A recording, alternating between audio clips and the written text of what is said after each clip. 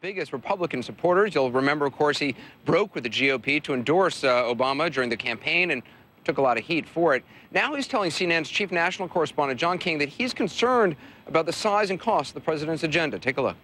I want to ask you a question about some of his other priorities, but I want to ask them in the context of the speech you gave to the Republican National Convention in 1996. I became a Republican because I believe, like you, that the federal government has become too large and too intrusive in our lives. We can no longer afford solutions to our problems that result in more entitlements, higher taxes to pay for them, more bureaucracy to run them, and fewer results to show for it.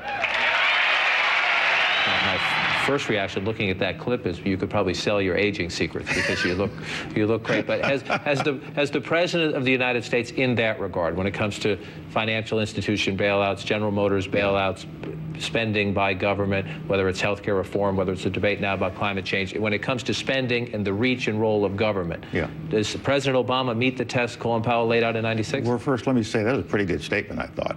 And I believe in all those things. But I also believe that we should have a government that works. I don't like slogans anymore like limited government. That's not the right answer. The right answer is give me a government that works. Keep it as small as possible. Keep the tax burden on the American people as small as possible. But at the same time, have government that is solving the problems of the people. People want their problems solved. And very often it's government that has to do that. So let's have good government, effective government, whether you call it limited or not.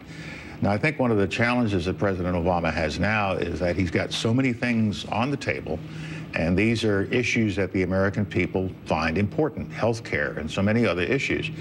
But I think one of the cautions that has to be given to the president, and I've talked to some of his people about this, is that you can't have so many things on the table that you can't absorb it all, and we can't pay for it all.